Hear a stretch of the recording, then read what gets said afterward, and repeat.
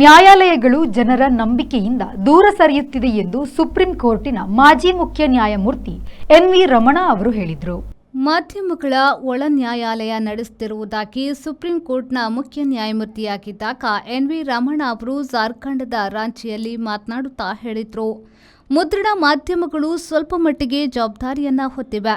ವಿದ್ಯುನ್ಮಾನ ಮಾಧ್ಯಮಗಳು 0 ಜವಾಬ್ದಾರಿಯಾಗಿವೆ ಎಂದು ಮಾಜಿ ಸಿಜೆಐ ರಮಣ ಹೇಳಿದರು. ಟಿವಿಗಳು ನಡೆಸುವ ಚರ್ಚೆಗಳು ದೇಶದ ಪ್ರಜಾಪ್ರಭುತ್ವವನ್ನು ಹಿಂದಕ್ಕೆ ತಳ್ಳಿವೆ ಎಂದು ಅವರು ತಿಳಿಸಿದರು. ನ್ಯಾಯಾಲಯಗಳು ಉತ್ತರ ತಿಳಿಯಲಾಗದ ಸಮಸ್ಯೆಗಳಿಗೆಲ್ಲ ಮಾಧ್ಯಮಗಳು ಉತ್ತರ ಕಂಡುಹಿಡಿದು ಬಿಡುತ್ತವೆ ಎಂದು ಎನ್.ವಿ. ರಮಣ ಅವರು ಹೇಳಿದರು. ಅಂಬಾನಿ ಕೈಯಲ್ಲಿ 17 ಮಾಧ್ಯಮಗಳು, ಅದಾನಿ ಕೈಯಲ್ಲಿ 9 ಮಾಧ್ಯಮಗಳಿರುವುದು ನಮಗೆ ಗೊತ್ತಿರುವ ಸಂಗತಿ. ಇತರ ಮಾಧ್ಯಮಗಳ ಕಥೆಯೂ ಅದೇ. ರಾಜಕಾರಣಿ, ದೊಡ್ಡ ಅಧಿಕಾರಿಗಳು ನಿವೃತ್ತಿ ಬಳಿಕ ಭದ್ರತೆ ಹೊಂದಿರುತ್ತಾರೆ. ನ್ಯಾಯಾಧೀಶರು ಯಾವುದೇ ಭದ್ರತೆ ಇಲ್ಲದೆ ತಾವು ಶಿಕ್ಷಿಸಿದ ಜನರ ನಡುವೆ ಬದುಕಬೇಕಾಗಿದೆ ಎಂದು ಸಿಜೆಐ ಹೇಳಿದರು.